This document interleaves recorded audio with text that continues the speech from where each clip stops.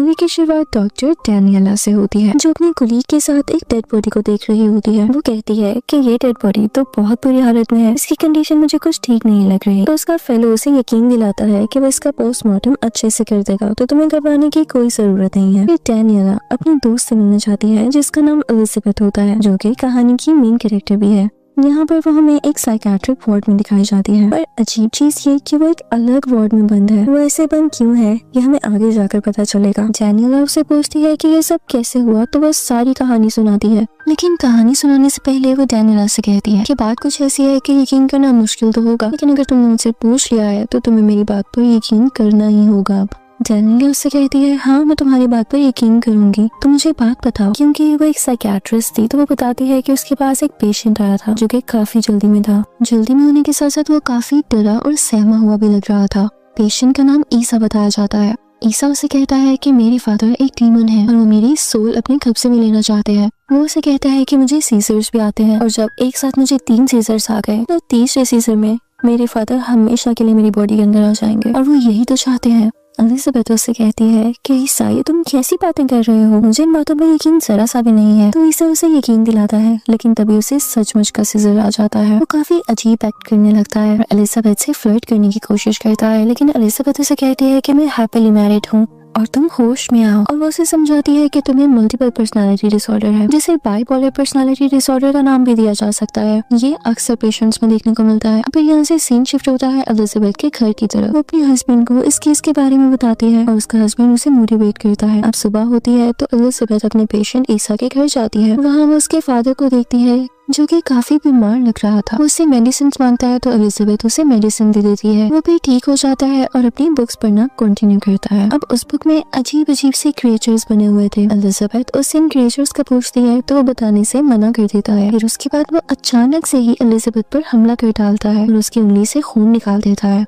Elizabeth उसके father का ये फेस देखकर भाग जाती है। अब दूसरी तरफ ईसा का फादर उस खून को बुक पर रखता है और बुक उस खून को फौरन से एब्सॉर्ब कर लेती है। फिर सुबह उसके ऑफिस में ईसा डरा हुआ आता है। वो कहता है कि उसके फादर ने उसे मारने का प्लान बना रखा है। वो जल्दी उसे मार डालेंगे अगर आपने कुछ न किया। सिर्फ आप ही मेरी मदद कर सकती हैं। एलिजाबेथ कहती है कि वो पुलिस के पास चला जाए, लेकिन ईसा ऐसा करने से मना कर देता है कि पुलिस वाले भी उसकी बात पर यकीन नहीं करेंगे। एलिजाबेथ उसे वहीं रुकने के लिए कहती है। वो खुद अपने पेशेंट को देखने जाती है और जब वो वापस आती है तो देखती है कि ईसा तो वहाँ पर मौजूद ही नहीं है। फिर रात को ईसा की कॉल आती है और वो एलिजाबेथ से कहता है कि वो वहाँ आ जाए और जल्दी आ जाए, क्योंकि उसके फादर उसे मारने लगे हैं। एलिजाबेथ काफी घबरा जाती है और जब वो वहाँ पर पहुँचती है तो उसके फादर वहाँ बेहोश पड़े होते हैं। वो देखती है कि ईसा के हाथ में चाकू यानी नाइफ है। एलिजाबेथ उसके फादर को बचाने के लिए उसे पिल्स देती है, लेकिन ईसा उसे बहुत मना करता है। वो कहता है कि आप इन्हें छोड़ दें, इनका मर जाना ही बेहतर है। लेकिन फिर भी एक साइकियाट्रिस्ट और डॉक्टर होने के नाते वो उन्हें पिल्स दे ही देती है। ईसा का फादर फिर से ठीक हो जाता है। अब वो ईसा के कान में कुछ पड़ता है जिससे उसे सीजर्स होते हैं और उनकी सोल्स एक्सचेंज हो जाती है। अब ईसा की सोल उसकी फादर की बॉडी में आ जाती है, जबकि ईसा के फादर की सोल ईसा में। फिर वो एलिजाबेथ के पास आता है जो कि काफी घबराई हुई होती है। अब वो एलिजाबेथ के कान में भी एक और स्पेल पड़ता है जिससे वो एलिजाबेथ की बॉडी में चला जाता है। ईसा उसे कहता है कि वो एलिजाबेथ को नुकसान ना पहुंचाए। एलिजाबेथ का फादर एलिजाबेथ की बॉडी में जाकर काफी अच्छा फील करता है और फिर बाद में वो वापस अपनी बेटी की बॉडी में चला जाता है।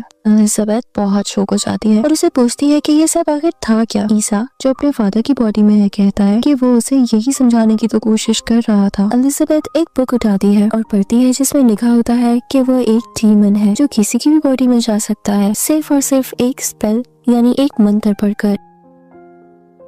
फिर वो देखती है कि ईसा का फादर जिसके अंदर ईसा की सोल थी वहाँ से गायब हो गया है। एलिजाबेथ उसे ढूंढने लगती है और ढूंढते ढूंढते बेसमेंट में जाने की कोशिश करती है। तभी ईसा का फादर वहाँ आ जाता है और मदद मांगने लगता है। तभी वहाँ पर ईसा आ जाता है और कहता है कि डीमन को खत्म करने के लिए ह्यूमन बॉडी का ब्रेन खत्म करना होगा। एलिजाबेथ को समझ नहीं आ रहा होता कि आखिर ये सब हो क्या रहा है, कुछ भी लॉजिक से बाहर था। वो देखकर बहुत डर जाती है और वहाँ से भाग जाती है। वो अपनी दोस्त डैनियला को ये सब कुछ बता रही होती है। साथ ही वो एक और भी चीज ऐड कर करती है कि जब वो बॉडी स्वैप हो रही थी और जब ईसा का फादर ईसा की बॉडी में आया तो उसने मेरे क्लोज होना चाहा और मुझसे गलती ये हुई कि मैं उसे रोक नहीं पाई। जब एलिजाबेथ अपनी बात खत्म करती है तो डैनियला उससे बुरा कहने लगती है। वो कहती है कि पहली बात तो ये कि मुझे तुम्हारी बात पर यकीन ही नहीं आ रहा, दूसरी बात ये कि तुमने अपने शौहर पर चीट किया है और क्या ये तुम एक मेडअप स्टोरी बना रही हो अपनी चीटिंग को कवर करने के लिए कि बॉडी स्वैप हो रही थी और तुम्हें पता नहीं चला कि तुमने क्या कर डाला। तो एलिजाबेथ उसे यकीन दिलाती है कि नहीं, मैं सच कह रही हूँ, मेरी बात पर यकीन करो, हमारी तो यही डील हुई थी कि मैं जो तुमसे कहूंगी तुम मुझे झूठा नहीं कहोगी। लेकिन डैनियला उससे कहती है कि तुम्हें अपने हस्बैंड को सब कुछ सच बता देना चाहिए। अगली सुबह हम देखते हैं कि एलिजाबेथ के घर पुलिस इन्वेस्टिगेशन के लिए आती है।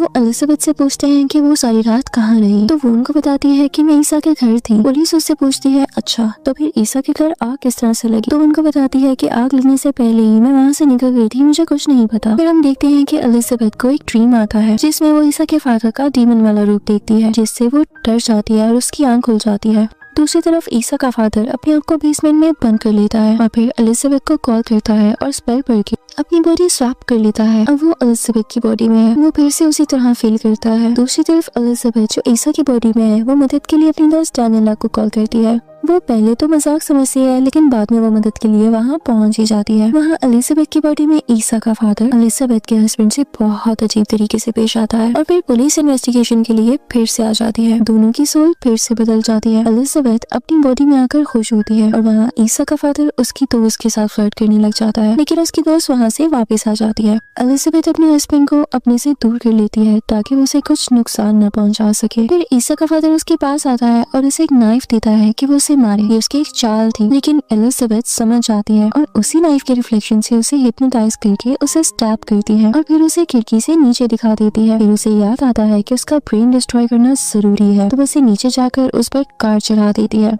यानी कार के नीचे उसे कुचल देती है और दोबारा उसे स्टैब करने लग जाती है। उसी वक्त वहाँ पर पुलिस आ जाती है, वो उसको पकड़ लेते हैं। ये कहानी प्रेजेंट में शिफ्ट होती है जहाँ डैनियला एलिजाबेथ की बातों पर यकीन नहीं कर रही होती। उसका जो कलीग जिस डेड बॉडी का पोस्टमार्टम करने लगता है तो वो देखता है कि वो जिंदा है। ये वही ईसा की बॉडी थी जिसमें अभी भी ईसा के फादर की सोल थी। वो फिर एक बार सोल चेंज करता है और एलिजाबेथ एक हाफ डेड हाफ जिंदा बॉडी में चली जाती है, यानी एक अधमरी सी बॉडी। उसकी फ्रेंड को पता चलता है और वो उसकी हेल्प के लिए जाती है। ईसा का फादर भी वहाँ आ जाता है और उसकी दोस्त की सोल स्वैप कर लेता है। फिर एलिजाबेथ उसे कहती है कि उसे मार दो। उसकी दोस्त ऐसा ही करती है, लेकिन वो फिर सोल स्वैप कर लेता है जिससे उसकी फ्रेंड भी मारी जाती है। लेकिन ईसा का फादर जिंदा ही रहता है जो कि एलिजाबेथ की बॉडी में ही था। उसने चालाकी के साथ अपनी पसंद से बॉडी स्वैप कर ली, उसका जो जी चाहा उसने किया और एंड पर भी उसने बहुत ही चालाकी के साथ उसकी दोस्त को मरवा दिया और खुद की जान बचा ली। मिलते हैं नेक्स्ट मूवी के साथ। जैसे ही मूवी शुरू होती है तो हमें मूवी की मेन कैरेक्टर केसी को दिखाया जाता है जिसे म्यूजिक बहुत पसंद है और वो गाया भी करती है। अभी हमें बार का सीन दिखाया जाता है जहाँ पर वो गाना गा रही है और दूसरी तरफ हम मूवी के मेन कैरेक्टर लड़के को देखते हैं। ल्यूक को अमेरिकन मैरीन फोर्स की ट्रेनिंग कर रहा होता है। यहाँ पर हमें ये देखने को मिलता है कि केसी और ल्यूक का पहला इंटरेक्शन कहाँ पर हुआ था।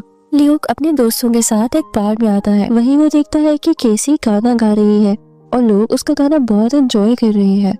उसी बार में हम देखते हैं कि केसी का एक बचपन का दोस्त भी आता है। वो अपने दोस्तों को भी साथ लेकर आया था। केसी उसे देखकर बहुत खुश होती है क्योंकि वो लोग काफी अरसे बाद मिल रहे थे। केसी का फ्रेंड उस बार में अपने कुछ और दोस्त भी लेकर आया हुआ था, जिसमें से एक दोस्त केसी के साथ बदतमीजी करता है। केसी को बहुत बुरा लगता है। अब यहाँ एंट्री होती है ल्यूक की। वो केसी के पास आता है और उससे कहता है कि जो भी कुछ हुआ उसकी तरफ से मैं माफी मांगता हूँ, पर केसी उसको भाव नहीं देती और इग्नोर करके वहाँ से निकल जाती है। तभी हम देखते हैं कि केसी के फोन पर कोई अलार्म रिंग हो रहा है। वो अलार्म होता है उसे दवाई लेने का याद करवाने के लिए। उसे डायबिटीज होती है और ये अलार्म उसे वक्त पर इंसुलिन लेना याद करवाता है। यहाँ पर केसी हमें कुछ परेशान लगती है। वो बाहर से निकलकर एक मेडिकल स्टोर जाती है जहाँ का केमिस्ट उसे कहता है कि अब तुम्हारी इंश्योरेंस खत्म हो चुकी है और बहुत अफसोस के साथ कि जब तक तुम्हारी इंश्योरेंस रिन्यू नहीं होती मैं तुम्हें कोई दवाई नहीं दे सकता। केसी उसे रिक्वेस्ट करने लगती है, कहती है कि तुम जानते हो कि ये दवाइयाँ मेरे लिए कितनी जरूरी है, अगर मैं दवाई नहीं लूंगी तो मेरी जान को खतरा भी हो सकता है। लेकिन केमिस्ट पर उसकी बात का कोई असर नहीं होता और वो उसे दवाई देने से मना कर देता है। तभी वहाँ पर केसी की माँ आती है और केमिस्ट कुछ पैसे देती है, लेकिन वो पैसे भी काफी नहीं थे। केमिस्ट उनकी कोई बात नहीं सुनता, उनको दवा नहीं देता और किसी को यूं ही खाली हाथ घर लौटना पड़ता है। दूसरी तरफ हमें दिखाया जाता है ल्यूक को। वो सुबह सवेरे वॉक कर रहा होता है। देखते हैं कि एक कार उसके पीछे है। वो कार होती है एक बहुत बड़े ट्रक डीलर की। वो दरअसल ल्यूक से कुछ पैसे लेने के लिए आया था। जो उसने ल्यूक को उधार दे रखे थे। ल्यूक कहता है कि वो पैसे अभी तो मेरे पास नहीं है, लेकिन तुम मुझे थोड़ा सा वक्त दो, मैं जल्द वापस कर दूंगा। नेक्स्ट दिन शिफ्ट होता है बार में। अगला दिन है। केसी रूटीन के मुताबिक गाना गा रही है, लेकिन यहाँ पर गाना गाते गाते उसकी तबीयत कुछ बिगड़ सी जाती है। वो यहाँ पर थोड़ी सी लड़खड़ा जाती है। उसे दवाई की जरूरत थी, पर कल रात दवाई ना मिलने की वजह से वो आज बहुत डाउन फील कर रही है।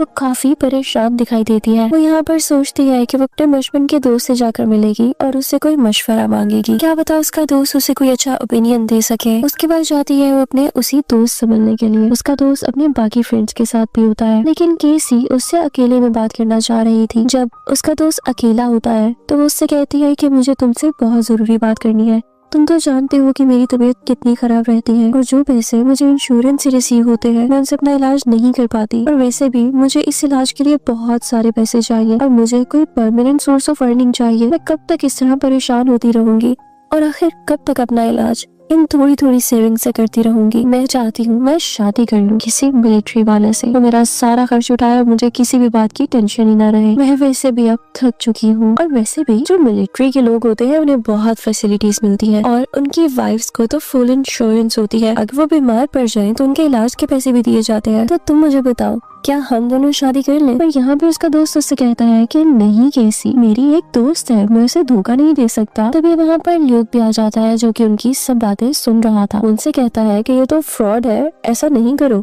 तो केसी कहती है कि तुम्हें कहा भी किसने है, मैं अपने दोस्त से बात कर रही हूँ, you should stay out of it. ये सुनकर ल्यूक वहाँ से चला जाता है, लेकिन उसके बाद केसी का दोस्त ल्यूक से कहता है कि केसी को गलत मत समझना, उसकी मदर एक मामूली सी नर्स है और उसके फादर इस दुनिया में नहीं है। बस इसी वजह से वो कुछ फाइनेंशियल प्रॉब्लम्स को फेस कर रही है और वो दिल की अच्छी है।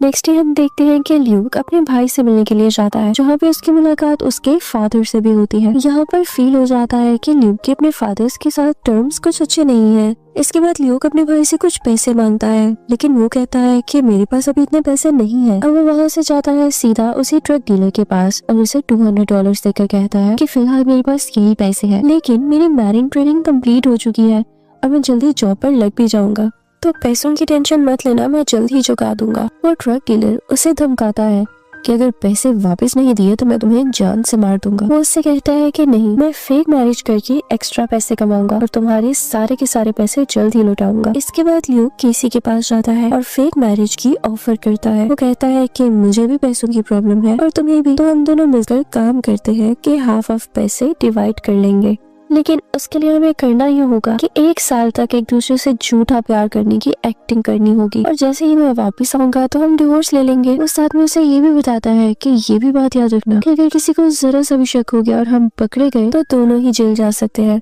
और मेरा कोर्ट मार्शल भी हो जाएगा। वो कहता है कि मुझे आगे बहुत जरूरी मिशन पर जाना है, तो उससे पहले ही हम शादी कर लेते हैं। केसी इस बात पर अग्री कर लेती है और शादी का दिन भी आ जाता है। सब फ्रेंड्स चर्च में पहले से ही मौजूद होते हैं। केसी ने एक ग्रीन कलर का ड्रेस पहन रखा होता है जो कि उसके फ्रेंड ने उसे दिया था। वहाँ हम देखते हैं कि ल्यूक भी रेडी होता है और अब दोनों चर्च में जाकर प्रीस्ट के सामने खड़े हो जाते हैं। प्रीस्ट उनसे पूछता है कि क्या आप दोनों एक दूसरे को एज अ हस्बैंड और वाइफ एक्सेप्ट करते हैं। दोनों कहते हैं यस वी डू। उनके ये कहते ही वहाँ पर मौजूद लोग क्लैप करने लग जाते हैं और उनके साथ पिक्चर्स लेते हैं। शादी के बाद दोनों एक छोटी सी रिसेप्शन पार्टी अटेंड करते हैं जहाँ उनके कुछ क्लोज फ्रेंड्स भी होते हैं। अब पार्टी के बाद दोनों अपने घर आते हैं। ल्यूक सोफे पर बैठ जाता है। अब यहाँ पर केसी थोड़ा झिझक रही थी, उसे ऑकवर्ड फील हो रहा था, तो ल्यूक उसके पास आता है और कहता है कि फिक्र नहीं करो, हम सिर्फ एक्ट कर रहे हैं, मैं तुम्हें कभी भी डिस्टर्ब नहीं करूंगा। केसी कहती है अच्छा ठीक है, तुम बेड पर सो जाओ, मैं काउच पर सो जाऊंगी। ल्यूक कहता है नहीं, मैं काउच पर सो जाता हूँ, तुम इसी के बेड पर लेट जाओ। अगली सुबह ल्यूक ट्रेनिंग बेस पर रिपोर्ट करने चले जाता है। केसी अपने बार में वापस सिंगिंग करने लगती है। उनकी सुबह किसी भी मैरिड कपल की तरह नहीं होती, बल्कि दोनों अपनी नॉर्मल रूटीन में वापस चले जाते हैं। लेकिन उन्होंने लोगों के सामने भी तो एक्ट करना ही था, तो रात को दोनों वीडियो कॉल करते हैं ताकि लोगों को लगे कि उनका रिलेशनशिप वाकई में असल है। उन दोनों ने साथ में एक पिक्चर भी ले रखी होती है और वो अपने फोन से वही सेल्फी अपलोड भी करती है जिसमें वो लोग स्माइल कर रहे हैं और एक हैप्पी मैरिड कपल लग रहे हैं। अब टाइम गुजरता जाता है, दोनों एक दूसरे को समझने लगते हैं। केसी अपनी म्यूजिक जर्नी कंटिन्यू रखती है और ल्यूक आर्मी ट्रेनिंग में हमेशा बिजी रहता है। केसी उसके लिए एक प्यार भरा गाना भी लिखती है जिसमें वो कहती है even if our hearts are broken we still fight for love. यानी बेशक हमारे दिल टूटे हुए हैं, लेकिन हम अभी भी प्यार की इच्छा करते हैं, यानी प्यार के लिए फाइट करते हैं। ल्यूक जब उसका सॉन्ग सुनता है तो स्माइल करता है। वो केसी को मैसेज करता है, तुमने तो मेरा दिल छू लिया। ये सुनकर केसी थोड़ा ब्लश करती है। अब इसी तरह दोनों के बीच में एक नेचुरल कनेक्शन बनने लग जाता है। एक दिन ल्यूक और उसकी टीम को इराक भेज दिया जाता है। डिपार्चर के टाइम केसी उसको एयरपोर्ट पर गुड बाय कहने जाती है। ल्यूक उसके पास बढ़ के कहता है, केसी अपना ख्याल रखना। केसी भी उससे कहती है, तुम भी सोल्जर। ल्यूक मुस्कुराता है और प्लेन की तरफ बढ़ जाता है। अब उधर इराक का सीन दिखाया जाता है, जहां ल्यूक काफी ज्यादा खतरनाक मिशंस में है। घर में केसी अपने सॉन्ग्स पर काम कर रही होती है। उन दोनों को जब भी मौका मिलता है वो एक दूसरे से फोन पर जरूर बात करते हैं। ल्यूक केसी से कहता है, मैं थका होता हूँ, लेकिन तुम्हारी आवाज सुनकर मुझे लगता है कि जैसे मेरी सारी थकन उतर गई हो। तो केसी उससे कहती है, अच्छा अगर ऐसी बात है तो फिर जल्दी ही वापस आ जाओ। फिर हम देखते हैं कि एक रात ल्यूक और उसके कुछ लोग यानी उसके कुछ साथी पेट्रोलिंग कर रहे होते हैं। तभी उन पर एक हमला होता है। ल्यूक अपने साथ वाले साथी को बचाते हुए खुद जख्मी हो जाता है और उसके पाँव पर बहुत बुरी चोट लगती है। इसकी वजह से अब वो मिशन में मजीद पार्ट नहीं ले सकता था, तो उसको वापस अमेरिका भेजने का डिसीजन लिया जाता है। जब ये बात केसी तक पहुंचती है तो वो काफी परेशान होकर हॉस्पिटल तक भागती है। ल्यूक जख्मी हालत में बेड पर पड़ा होता है। केसी उससे कहती है, ल्यूक तुम ठीक हो ना? तो ल्यूक कहता है, पहले तो शायद नहीं, लेकिन अब तुम्हें देखकर बिल्कुल ठीक हो गया हूँ। जब ल्यूक डिस्चार्ज होता है तो घर आकर केसी उसका बहुत ध्यान रखती है। उसकी हर चीज में उसका ख्याल रखने लगती है। ये देखकर ल्यूक भी उससे बहुत इम्प्रेस होता है। दोनों साथ में फिजियोथेरेपी करते हैं, यानी केसी उसकी मदद करती है और आहिस्ता आहिस्ता उनकी बॉन्डिंग स्ट्रॉन्ग होने लगती है। उनका रिश्ता बेशक झूठ की बुनियाद पर था, लेकिन इसी केयर ने उनमें प्यार बढ़ा दिया। इसी तरह से दिन गुजरते रहते हैं। लेकिन एक दिन ल्यूक को एक कॉल रिसीव होती है, जो कि उसी ड्रग डीलर की थी। वो कहता है कि तुमने अभी तक मुझे मेरे $15,000 वापस नहीं किए हैं। ल्यूक उसे सारी बात बताता है और कहता है कि मुझे बस थोड़ा सा वक्त और चाहिए, मैं जल्द लौटा दूंगा। वो ड्रग डीलर उसे धमकाने लगता है और कहता है कि तुमने तो मुझे कहा था कि फेक मैरिज करके मेरे सारे पैसे लौटा दोगे। अब तुमने शादी भी कर ली, पैसे अब तक नहीं आए, तो क्या तुम चाहते हो मैं सबको तुम्हारी फेक मैरिज का राज बता दूं? वो काफी परेशान हो जाता है और डर जाता है। वो बिना कुछ कहे फोन काट देता है। किसी को भी ये देखकर कुछ ठीक नहीं लगता। वो ल्यूक के पास आती है और कहती है, मुझे तुम परेशान लग रहे हो, सब ठीक है ना? ल्यूक कहता है, हाँ कुछ नहीं, सब ठीक है। लेकिन केसी समझ जाती है कि कुछ ना कुछ गड़बड़ तो जरूर है। नेक्स्ट डे हम देखते हैं कि अचानक केसी की तबीयत बिगड़ने लगती है। वो उसी तरह लड़खड़ाने लगती है। जब उसकी तबीयत खराब होती है तो वो जिस तरह का एक्ट करती है। और ल्यूक फौरन से उसके पास आ जाता है, उसकी इंसुलिन निकालता है और उसे इंजेक्ट करता है। केसी की तबीयत आहिस्ता आहिस्ता संभलने लगती है। ल्यूक उससे कहता है कि तुमने क्या किया केसी, तुम अपना टाइम पर ध्यान क्यों नहीं रखती हो? मैं नहीं जानता ऐसा क्यों हो रहा है, लेकिन अगर अभी तुम्हें कुछ हो जाता तो मैं खुद को कभी माफ नहीं कर पाता। किसी को ये सुनकर काफी अच्छा लगता है कि फाइनली कोई इसकी केयर कर रहा है। वो उसे बोलती है, थैंक यू ल्यूक। यहाँ पे दोनों को महसूस होने लग जाता है कि जैसे दोनों एक दूसरे के बारे में कुछ ना कुछ जरूर फील कर रहे हैं। अगले दिन ल्यूक ड्रग डीलर के पास जाता है। वहाँ पे ड्रग डीलर के और भी साथी मौजूद होते हैं। ल्यूक उसके पास जाता है और कहता है, ये लो तुम्हारे $15,000, अब कभी भी मेरे और मेरी बीवी के आसपास भटकना भी मत। ड्रग डीलर उससे हंसकर कहता है, बीवी? तुम्हारी तो नकली शादी थी ना? ल्यूक को सुनकर बहुत गुस्सा आता है। वो उससे कहता है, मैंने तुम्हें कहा था ना कि मेरी बीवी के बारे में कोई भी बात मत करना। दोनों की काफी लड़ाई होती है। ल्यूक उसे मारता है और वहाँ से चला जाता है। जब ल्यूक घर आता है तो केसी अपना सामान पैक कर रही होती है। वो गुस्से से कहती है कि मेरी माँ से कोई आदमी मिला था और उसने सब कुछ उनको बता दिया है। ल्यूक शौक में आ जाता है और पूछता है कि कैसे हुआ ये सब, किसने बताया? केसी कहती है, तुम्हें पता है ल्यूक, तुम मुझे बताओ कि ये सब क्या है। ल्यूक फाइनली सब कुछ सच बता देता है। वो कहता है, मेरी मॉम की डेथ के बाद मैं बहुत गलत लोगों की कंपनी में चला गया था और मैं ड्रग्स लेने लग गया था। इवन मैंने अपने फादर की गाड़ी भी बेच दी थी। तो यहाँ पर हमें रियलाइज होता है कि ल्यूक और उसके फादर के टर्म्स क्यों अच्छे नहीं थे। और ल्यूक ये भी बताता है कि हाँ, मुझे भी पैसों की जरूरत थी क्योंकि मैंने उस ड्रग डीलर को पैसे लौटाने थे, इस वजह से मैंने भी तुमसे फेक शादी की। केसी कहती है, तो तुमने मुझसे झूठ बोला था? ल्यूक कहता है कि हाँ, लेकिन अब सब सच है, मैंने सब पैसे वापस कर दिए हैं और अब मैं तुमसे भी सच्ची मोहब्बत करने लगा हूँ। केसी रोती है और कहती है, मैंने तुम पर ट्रस्ट किया था ल्यूक, लेकिन अब मैं नहीं कर सकती। वही कहकर चली जाती है। वो ल्यूक से कहती है कि मेरे वापस आने तक तो मेरे घर से प्लीज चले जाना।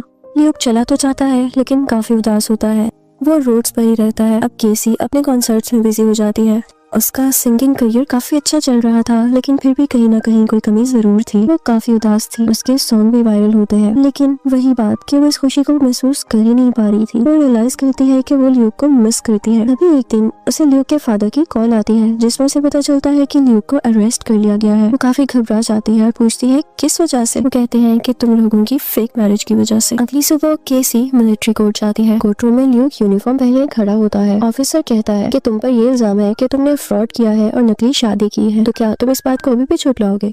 तो ल्यूक कहता है कि नहीं, मैं गिल्टी हूँ, लेकिन केसी को कुछ मत कहिएगा, ये सब मेरी गलती थी। तभी केसी फौरन से इंटरप्ट करती है और बोलती है कि नहीं, ये सब मेरी वजह से हुआ है। लेकिन ल्यूक उसे कहता है कि तुम खामोश रहो। अब यहाँ पे जज कहता है ल्यूक, तुम्हें 6 महीने के लिए इम्प्रिजनमेंट और कोर्ट मार्शल की सजा दी जाती है। तभी केसी ये सुनकर काफी घबरा जाती है और कहती है प्लीज ऐसा मत कीजिए, लेकिन उसकी बात कोई नहीं सुनता और फैसला सुना दिया जाता है। अब वहाँ से ल्यूक को ले जाते हैं। केसी खड़ी रोती रहती है, लेकिन उसकी कोई बात नहीं सुनता। वक्त गुजरने के साथ साथ केसी एक दिन अपना फोन चला रही होती है, जब वो अपनी और ल्यूक की पुरानी पिक्चर्स और वीडियोस देखती है, मैसेजेस सुनती है और एकदम रोने लग जाती है। अब वो जो गाने लिखती थी उसके सब लिरिक्स ल्यूक के लिए होते थे। वो ल्यूक के लिए गाने गाकर और रो रो कर टाइम पास कर रही होती है। अब 6 महीने गुजर जाते हैं। ल्यूक को जेल से रिहा कर दिया जाता है और वो वहाँ से बाहर निकलता है तो केसी वहीं खड़ी उसका इंतजार कर रही होती है। वो कहती है ल्यूक, हमारी मैरिज फेक नहीं थी, बेशक स्टार्टिंग फेक हुई, लेकिन अब मैं तुमसे सच्ची मोहब्बत करती हूँ। ल्यूक कहता है मैं भी केसी। वो दोनों एक दूसरे के गले लग जाते हैं। मूवी के एंड होते ही एक म्यूजिक बजता है और वो केसी का ही सॉन्ग होता है, जिसके लिरिक्स होते हैं come back home, my heart still beats for you, यानी कि मेरी मोहब्बत घर लौट आओ, मेरा दिल अभी भी तुम्हारे लिए धड़कता है। कैमरा उन दोनों पर जूम होता है और इसी के साथ मूवी की एंडिंग हो जाती है, एक हैप्पी एंडिंग।